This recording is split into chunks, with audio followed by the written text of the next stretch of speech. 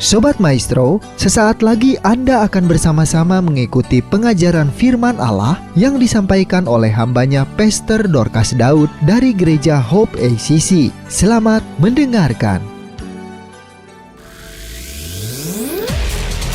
Shalom, Anda akan mendengarkan program Kuasa dalam Firman-Nya yang disampaikan oleh Pastor Dorcas Daud dari Hope ACC dan Dorcas Ministries. Selamat mendengarkan.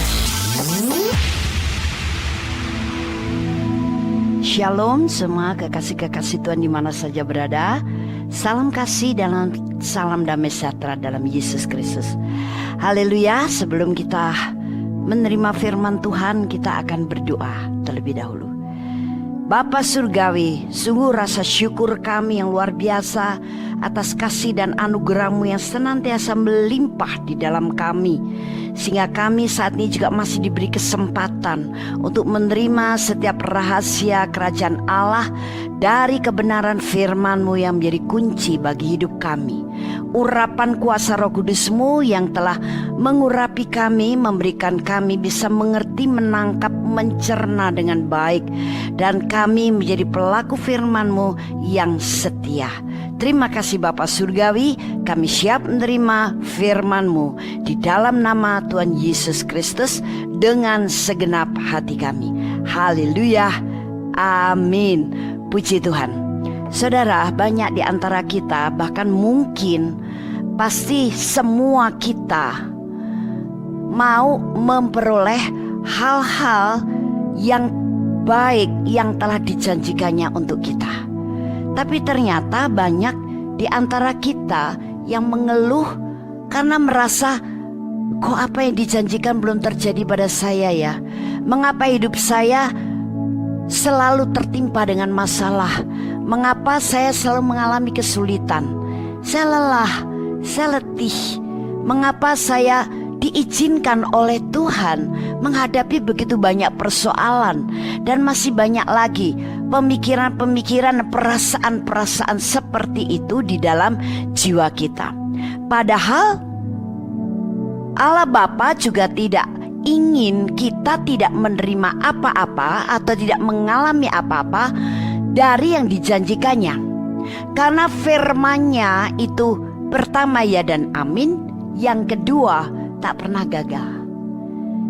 Jadi sekarang di mana letak kuncinya ketika sepertinya kita tidak memperoleh apa yang telah dijanjikannya? Kita harus mengerti bagaimana supaya kita bisa mendapatkan dan mengalami apa yang telah dijanjikannya.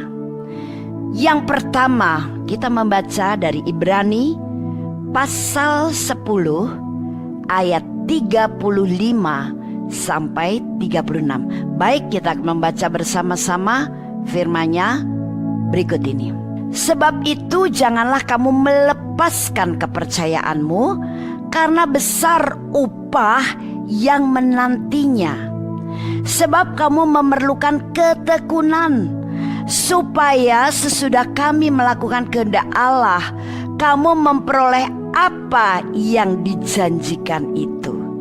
Jadi pelajaran pertama untuk kita bisa memperoleh apa yang dijanjikannya adalah kita perlu tekun. Seberapa kuatnya ketekunan Anda di dalam Tuhan?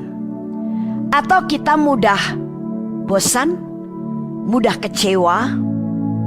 Atau kita kalau untuk hal-hal yang sekuler kita bisa tekun, tapi kalau untuk hal yang rohani kita kurang tekun. Kita berpikir bahwa kalau kita terus saja bertekun di dalam hal-hal rohani, rasanya nanti dunia saya juga sempit. Itu membosankan. Padahal ketika kita tekun dalam hal rohani, setiap hari kita akan mengalami seperti siraman air yang hidup. Kita akan disegarkan.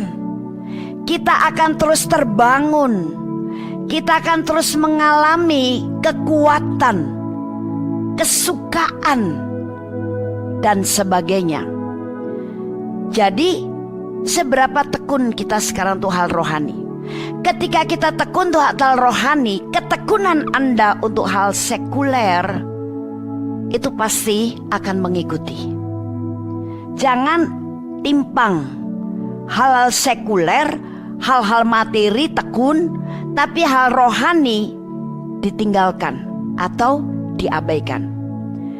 Jadi di sini tekun itu akan membuat kita tidak akan pernah mengalami kebosanan. Tekun itu tidak akan pernah membuat kita menjadi mudah patah semangat. Kita perlu tekun untuk hal-hal rohani supaya hal-hal yang sekuler, hal-hal yang dari materi itu akan mengikuti kita.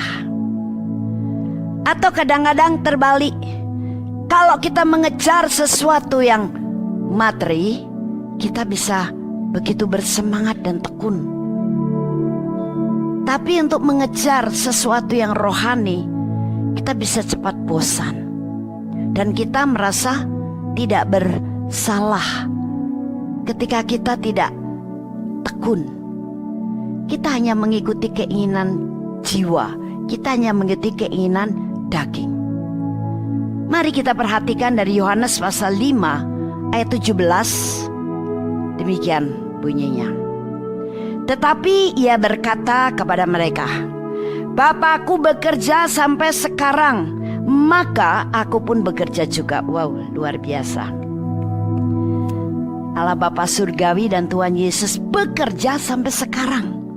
Bapa Surgawi dan Tuhan Yesus tidak suka menganggur, tidak suka bersantai-santai saja, tidak suka membuang waktu untuk hal-hal yang kurang bermanfaat, apalagi yang sangat tidak bermanfaat. Ini menandakan bahwa Bapa Surgawi dan Tuhan Yesus sama-sama punya karakteristik yang tekun. Karena tidak pernah bosan untuk bekerja, karena tidak pernah lalai untuk bekerja. Nah, seringkali kita lupa bahwa Allah Bapa dan Tuhan Yesus itu mengajar kita, bahkan memberi contoh dari diri mereka sendiri, bahwa mereka adalah tekun. Kita kadang-kadang gampang patah semangat, kita gampang merasa gagal, kita gampang merasa lelah, kita gampang merasa capek, kita gampang merasa berat menghadapi tantangan yang ada dalam kehidupan kita atau tugas dan tanggung jawab kita. Kita seringkali membiarkan jiwa kita menjadi lemah, sehingga kita berpikir, lebih baik hal ini aku tinggalkan, lebih baik aku santai dulu, lebih baik aku sekarang cari hal-hal yang menyenangkan mataku, menyenangkan jiwaku, menyenangkan dagingku. Sementara kita sudah kehabisan waktu dan seluruh energi serta pikiran kita sudah terbuang kemana-mana. Bapa dan Yesus begitu tekun. Sampai dengan saat ini, jangan pernah Anda berpikir ketika menghadapi masalah, Bapa dan Tuhan Yesus sedang rileks atau sedang santai, sehingga lupa akan Anda, tidak melihat masalah Anda, tidak bekerja sama dengan Anda, atau bahkan engkau merasa ditinggalkan oleh mereka. Padahal mereka begitu setia bersama dengan kita. Mereka begitu setia memperhatikan kita.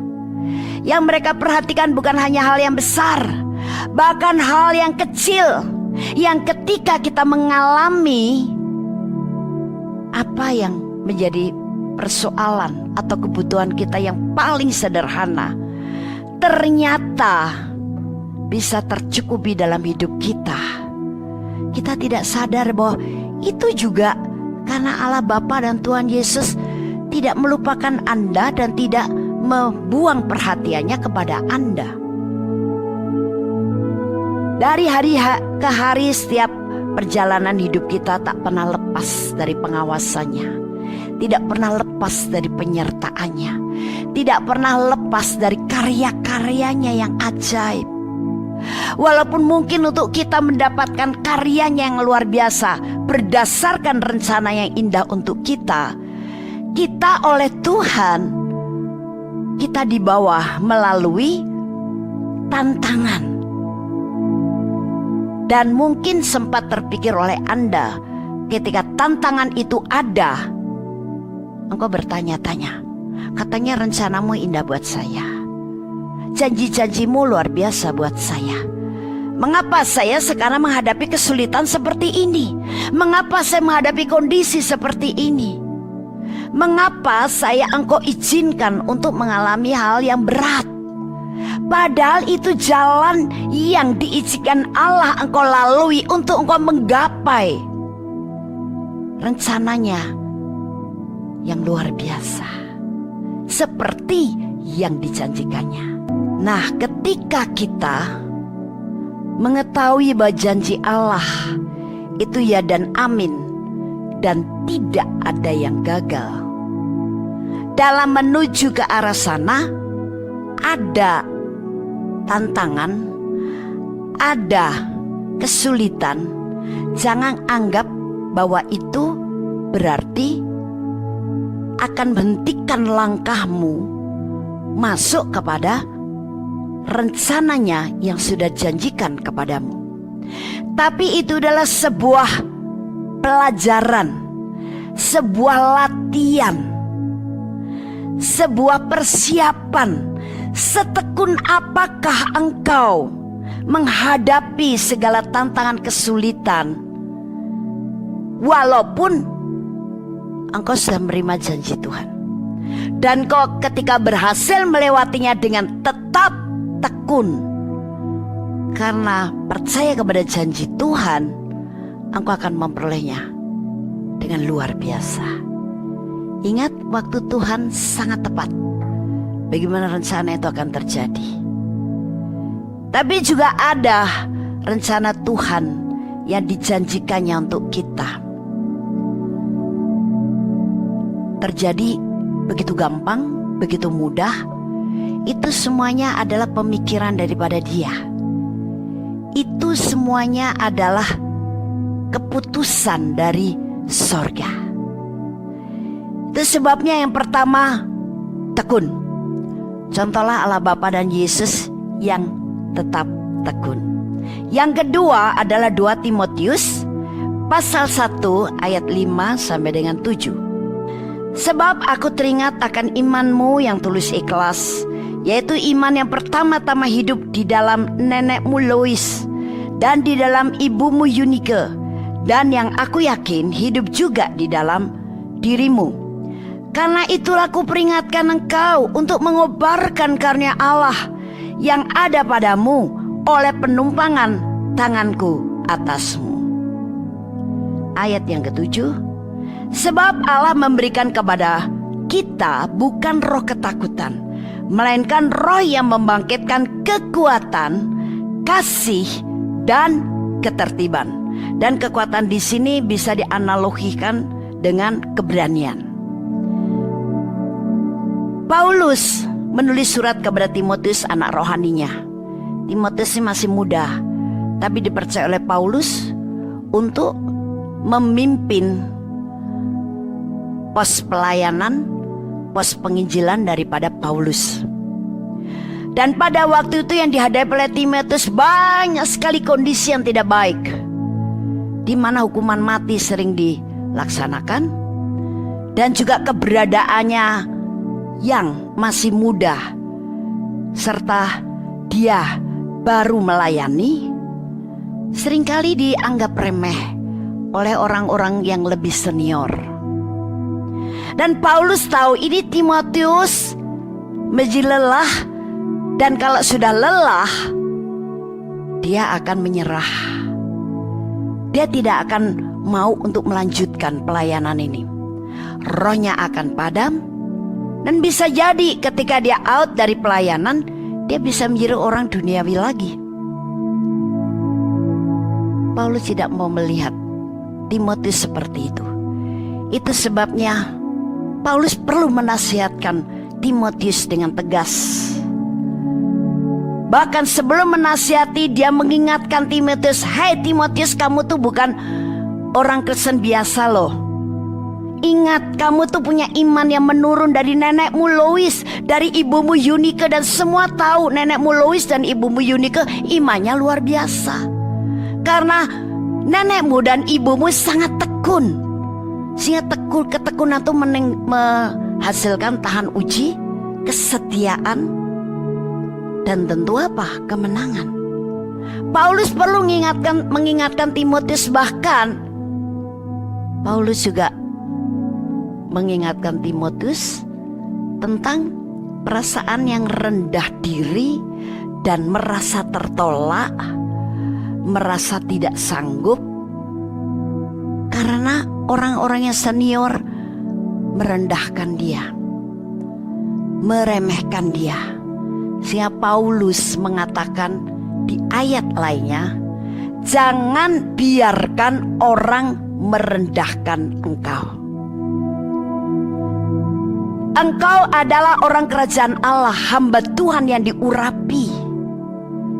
Itu sebabnya kobarkanlah karunia Allah yang ada padamu ketika aku menumpangkan tangan atasmu." Paulus juga mengingatkan kepada Timotius, dalam dirimu sudah ada urapan, sudah ada karunia Allah, kobarkan. Jangan mau semua karunia, urapan yang sudah Tuhan berikan, kepercayaan yang Tuhan berikan kepada kamu, itu menjadi padam, tertutup oleh apa? Semua perasaan negatif yang ada dalam jiwamu. Engkau hidup dalam perasaan? No. Orang Kristen atau orang perjanjian baru, kita harus hidup dalam roh, sehingga kita selalu mendapat keberanian, kekuatan. Kita selalu mendapat kemampuan. Kita akan selalu mendapat pimpinannya yang membuat kita hidup tertib. Orang Kristen bukan hidup karena perasaan, tapi oleh karena apa? Apa yang menjadi kebenaran, apa yang kita percayai. Timotius diingatkan oleh Paulus karena Paulus melihat gelagat yang kurang tepat di dalam Timotius. Sebelum Timotius undur, lebih baik Paulus mengingatkan dengan tegas. Karena Timotius, karena situasi yang buruk, hampir saja menyerah. Di antara kita mungkin juga pernah mengalami atau saat ini sedang menghadapi kondisi situasi yang terjadi dalam hidup kita. Di tengah keluarga, di tengah pekerjaan, di tengah bisnis, di tengah pelayanan, di tengah-tengah kondisi dunia yang sedang kacau balau. Kita hampir menyerah. Kita bahkan mungkin sudah putus asa, atau kita menjadi lelah, kita menjadi bosan menjalani kehidupan. Kita melupakan kebaikan Tuhan selama ini. Kita mengenyampingkan akan kehadiran Tuhan yang sebetulnya akan memampukan dan menopang kita untuk tetap bisa menjalani hari-hari ini dengan penuh sukacita, dengan penuh gairah. Bahkan mulut kita bisa mengucap syukur terus kepada Tuhan.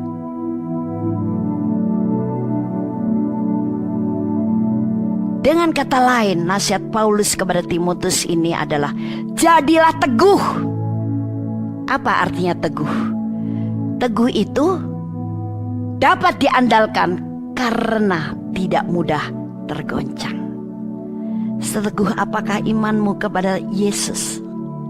Seteguh apakah engkau percaya kepada firman Tuhan, kepada janjinya yang luar biasa, kepada penebusannya, kepada kuasa urapannya, kepada kasihnya, kepada kepeduliannya dalam hidup kita. Seteguh apakah engkau memegang itu dan berdiri di dalamnya? Atau engkau hanya bisa teguh ketika kondisi situasi baik, ketika engkau merasa banyak uang, ketika engkau merasa apa saja yang kau kerjakan jalannya semuanya baik-baik saja. Padahal keteguhan ini adalah dalam situasi kondisi seperti apapun. Di luar sedang terjadi badai, keributan, biarkan itu terjadi di luar. Jangan sampai badai itu masuk di dalam hatimu sehingga membuat engkau akan give up. Kalau iman kita teguh kepada Tuhan, never give up. Jangan pernah mudah menyerah, karena kita ditentukan untuk bisa mengalahkan dunia.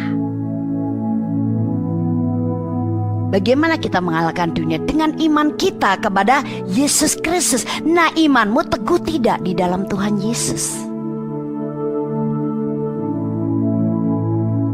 Sekarang, untuk kita bisa punya keteguhan yang artinya kita dapat diandalkan karena tidak mudah terguncang, melalui apa? Ketaatan.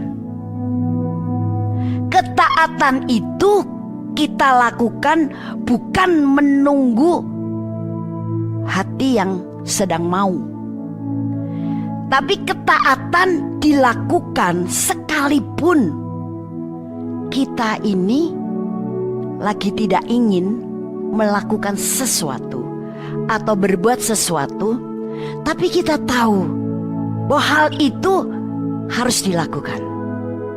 Misalkan, ketika Anda berdoa, apakah doamu mengikuti kalau engkau sedang ingin berdoa?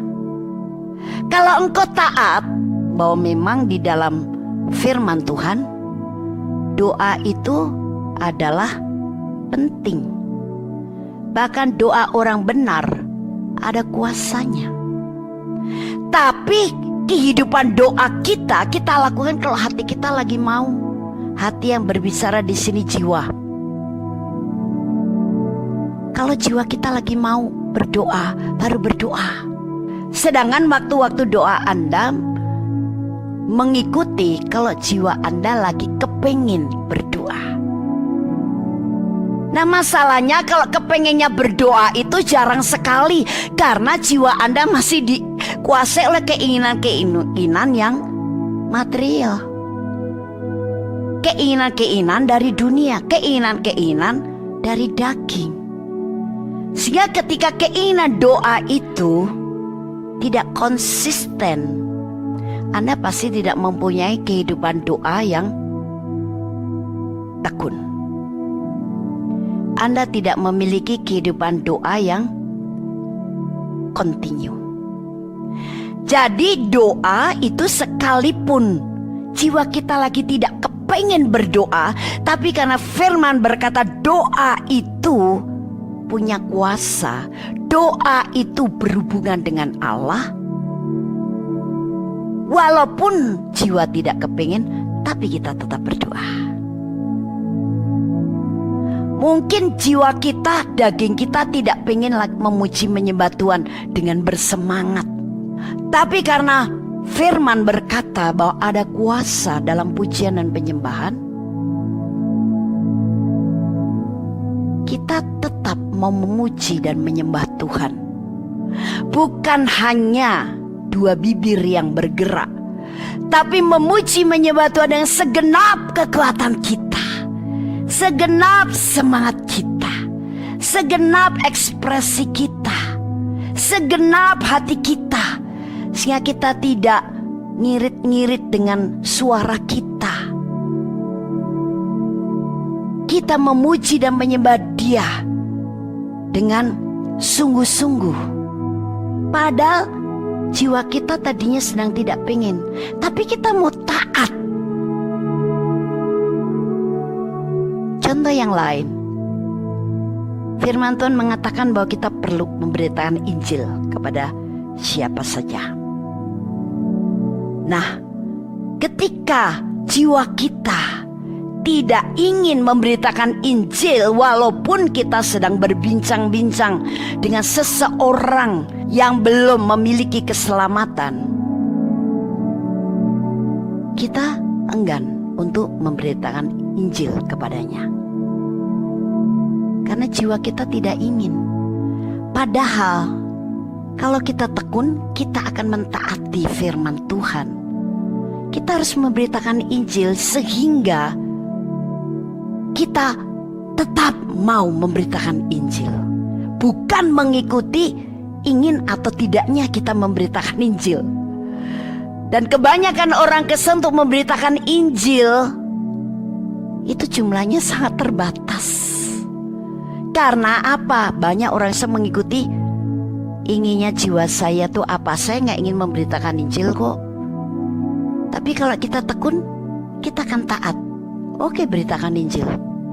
Masalah dia mau percaya dan tidak, kita sudah menyiram. Mungkin orang lain nanti menabur, Allah akan memberikan pertumbuhan kepada benih yang sudah kita tabur. Ketika kita tidak pengen baca firman, kondisi jiwa yang tidak pengen membaca firman, lagi males nih baca firman,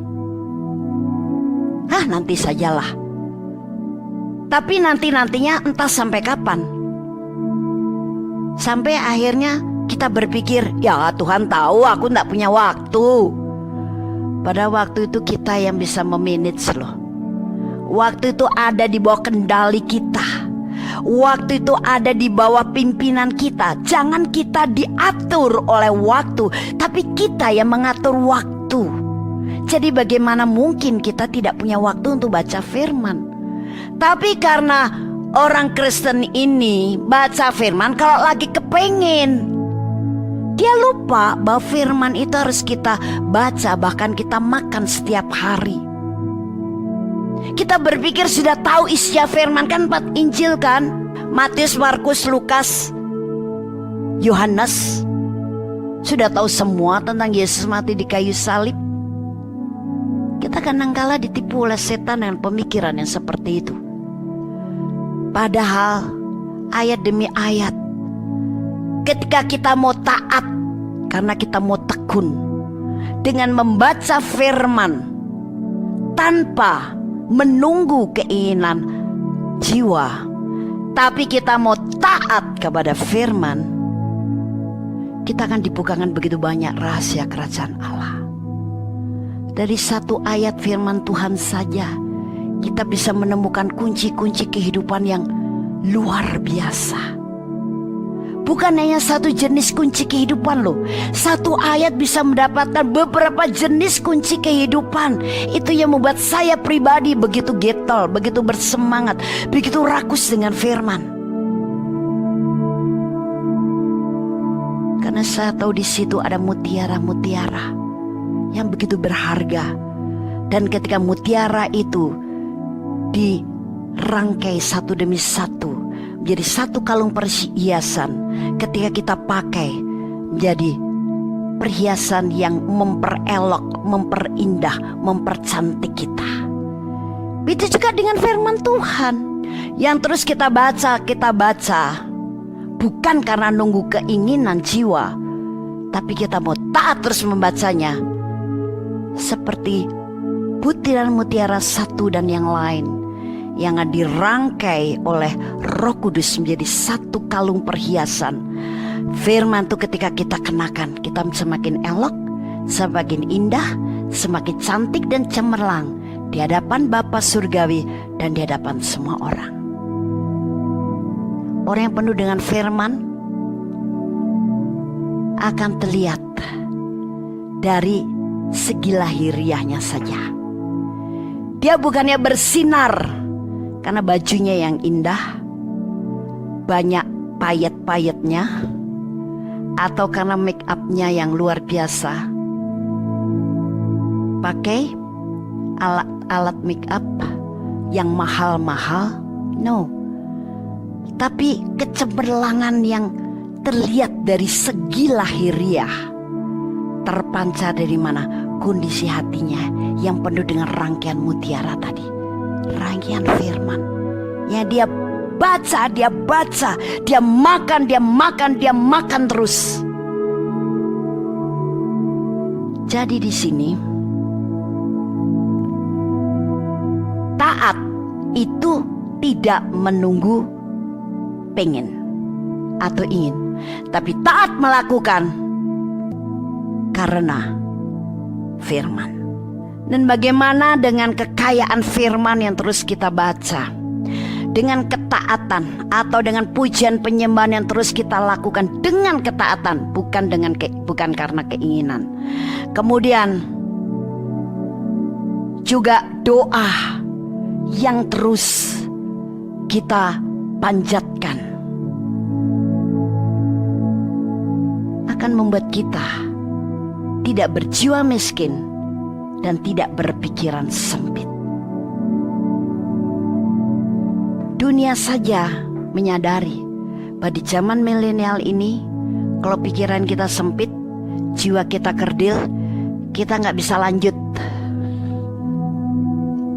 Nah, untuk hal kerajaan Allah menjadi kunci kehidupan di dunia ini, juga membutuhkan jiwa yang kaya, pikiran yang luas.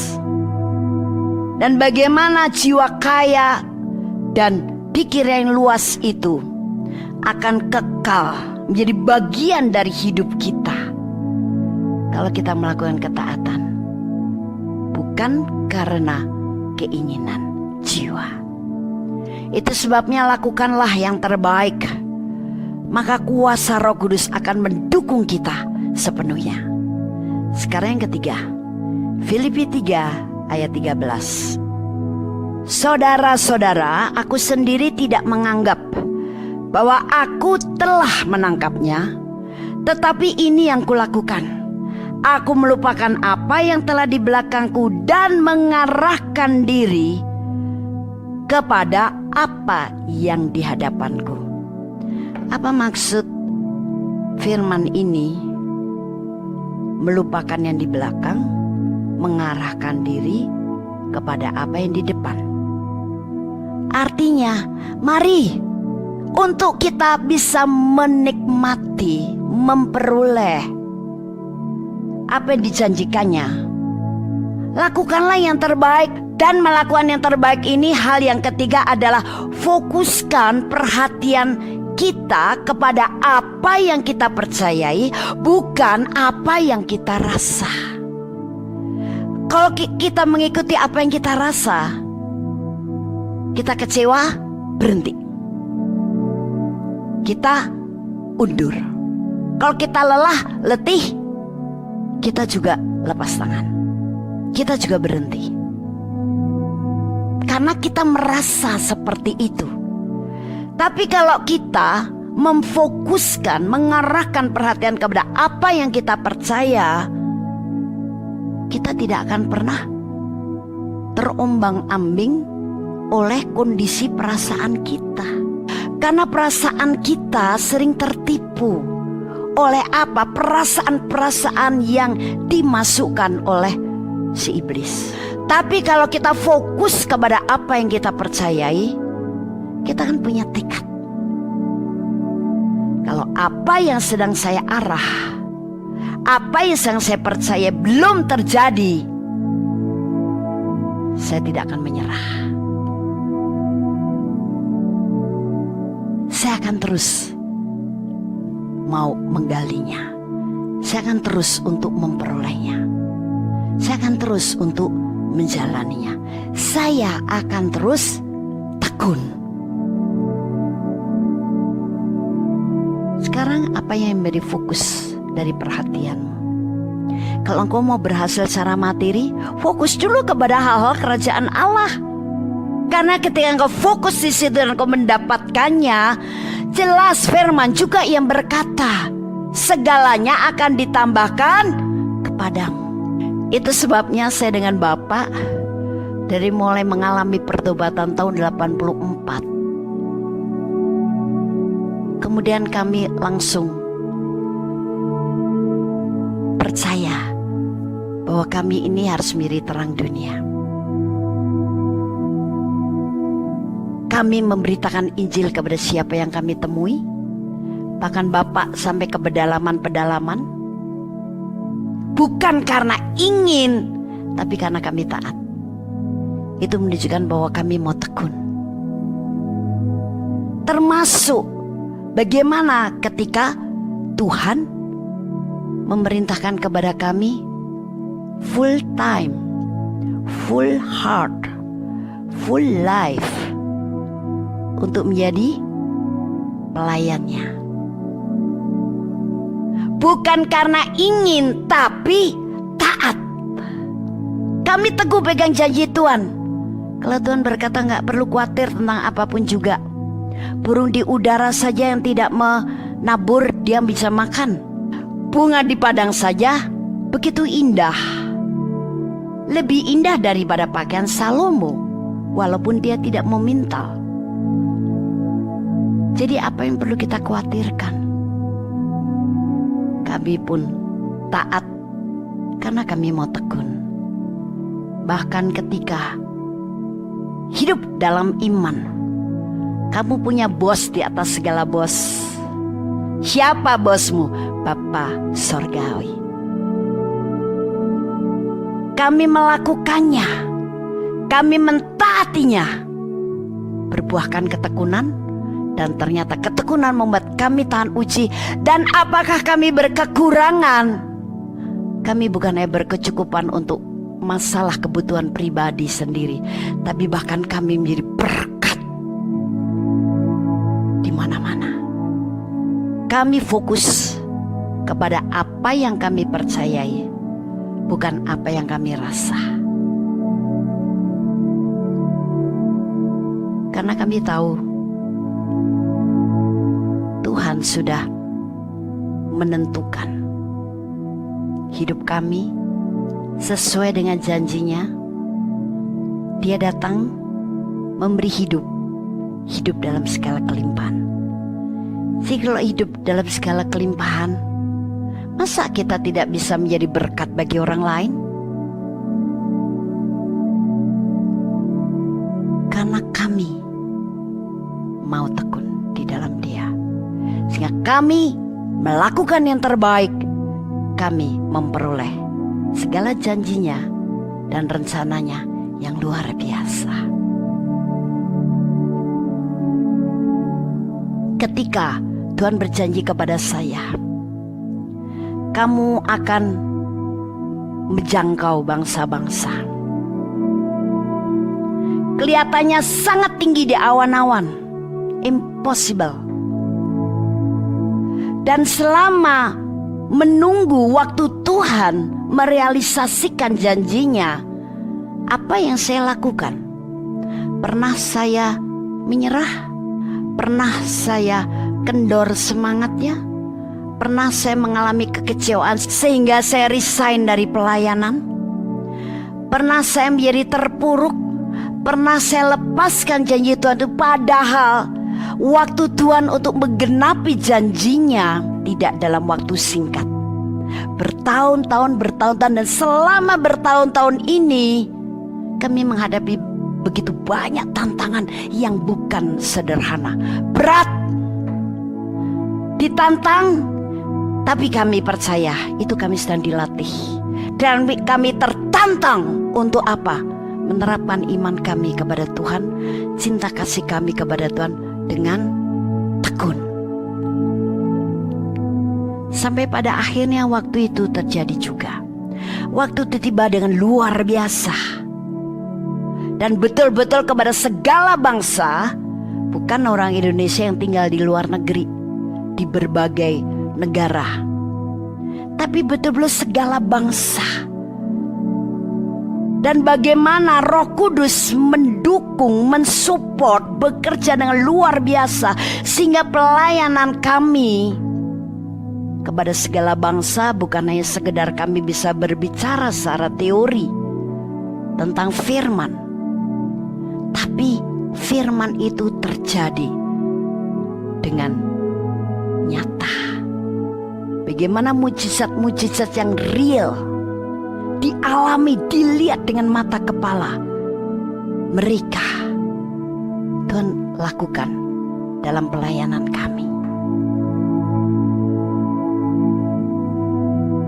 Jadi ketika kami menghadapi tantangan dengan masalah yang tidak sederhana tadi, kami berpikir ini bukan halangan atau bukan masalah yang akan menghentikan rencana Tuhan dan menggagalkan firman-Nya.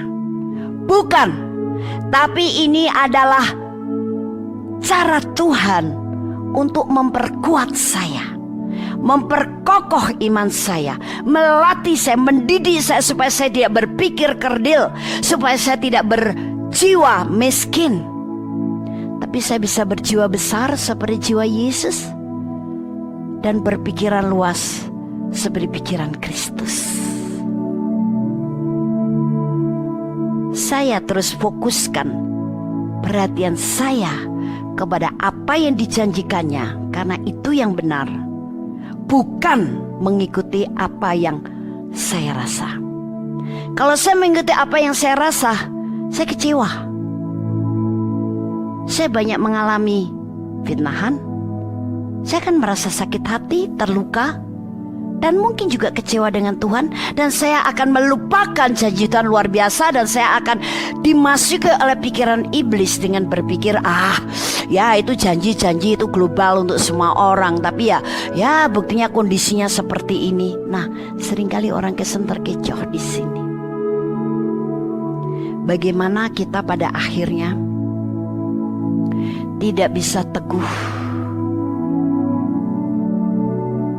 karena kita tidak mau pegang teguh kepada janjinya.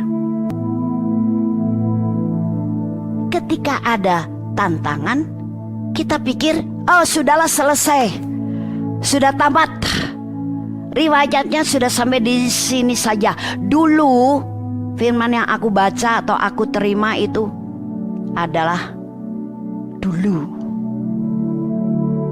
Yang sekarang kondisi situasi berbeda. Itu sebabnya fokuskan atau arahkan perhatian kita kepada apa yang kita percaya, tergantung sekarang yang Anda percayai apa. Hal-hal dari dunia, kata orang, pendapat orang, atau situasi, kondisi, dan tantangan itu tadi yang kau percayai, atau engkau percayai janjinya. Engkau percaya pribadinya, yaitu Yesus, karena dialah kebenaran. Kita percayai firman-Nya, kita percayai rencananya yang luar biasa. Jadi lakukanlah apa yang benar, seperti apa yang kau percayai kepada janjinya. Kemudian dalam Ibrani 12 ayat yang kedua, marilah kita melakukannya dengan mata yang tertuju kepada Yesus yang memimpin kita dalam iman dan yang membawa iman kita itu kepada kesempurnaan, yang dengan mengabaikan kehinaan tekun memikul salib, ganti sukacita yang disediakan bagi Dia yang sekarang duduk di sebelah kanan tahta Allah. Ayat firman Tuhan ini meneguhkan kembali kepada kita betapa pentingnya kita untuk kita bisa memperoleh apa yang dijanjikannya. Kita akan melakukan segala sesuatu dengan yang terbaik. Jangan sampai kita menjadi kendor semangatnya dan kita asal-asalan melakukan segala sesuatu. Karena kita bimbang, kita ragu-ragu, apa benar ini nanti janji Tuhan terjadi? Itu kan firman. Terlalu tinggi janji itu, terlalu besar janji itu. Atau engkau melakukan segala tanggung jawab atau tugas-tugasmu dengan seadanya. Dan kau berpikir, ya pokoknya mau gak mau ya udahlah, aku tuh bisanya kerja kayak begini, dia harus terima. Kalau engkau juga melakukan dalam hal yang sekuler dengan melakukan yang terbaik, itu menunjukkan bahwa kamu adalah orang kerajaan Allah. Walaupun mungkin ketika kau melakukan hal itu, kadang-kadang kau ditegur, kadang kau ditunjukkan kesalahannya. Jangan marah, jangan ngambek, jangan tersinggung, rugi besar. Itu sebuah latihan bagaimana engkau bisa berbuat lebih baik lagi, bisa melakukan lebih baik lagi. Itu orang yang berjiwa besar dan berpikiran luas. Teguran dan ditunjuk kesalahan kita tidak akan mematikan saudara ketika saudara menerima dengan jiwa yang besar, pikiran luas sebagai batu loncatan untuk engkau bisa melakukan yang lebih baik lagi. Bukan menjadi batu besar yang rasanya menenggelamkan engkau, tapi menjadi batu pijakan untuk engkau naik lebih tinggi. Itu melakukan yang terbaik. Orang yang tidak mau ditegur, tidak mau diperlihatkan kekurangannya atau kesalahannya, itu orang yang tidak bisa maju. Orang yang berjiwa miskin dan berpikiran sempit. Tapi kalau berjiwa besar dan berpikiran luas, ada tekad dalam hatimu untuk hal yang lebih baik lagi, lebih besar lagi. Bukankah janji Tuhan itu baik dan besar untuk saya? Bukan mematahkan semangat kita, merasa tertolak, merasa tidak dihargai. Harga diri kita sudah terjual di dalam Yesus Kristus, sehingga sekarang dalam diri kita biar Yesus saya nampak, bukan kita lagi. Dari Ibrani pasal 12 ayat 2 juga menggarisbawahi untuk kita lebih mengarahkan fokus atau perhatian kita kepada Yesus. Artinya kebenaran. Artinya kebenaran itu yang kita percaya. Jadi fokuskan perhatian kita kepada apa yang kita percaya, apa yang dijanjikan Allah. Jangan kepada apa kata orang, komentar orang, pendapat orang. Apalagi orang-orang itu bukan orang-orang di dalam kebenaran, bukan kata berita, tapi apa yang benar. Dan yang benar adalah di dalam Yesus dengan segala aspeknya. Mata yang terus tertuju pada Yesus. Jadi sekali lagi dari firman Tuhan dengan tema lakukan yang terbaik adalah jangan hidup mengikuti perasaan, tapi hiduplah sesuai dengan apa yang kita percaya. Dan kita percaya adalah perkara-perkara dari sorga, Yesus dan kebenaran firman-Nya serta pimpinan Roh Kudus-Nya. Amin. Saya percaya saudara diberkati. Haleluya. Amin. Haleluya. Kami percaya Anda pasti diberkati oleh firman Tuhan yang disampaikan oleh Pastor Dorcas Daud STH dari Hope ACC dan Dorcas Ministries. Dan bila Anda memiliki pertanyaan seputar kegiatan pelayanan kami, Anda dapat menghubungi kami di 08 222 703 0006. Sekali lagi di 08 222 703 0006. Sampai jumpa kembali. Tuhan Yesus memberkati.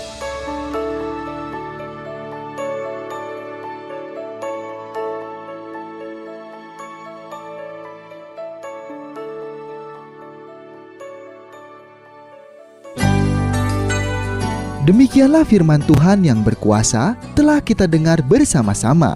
Dan kami percaya Anda sangat diberkati.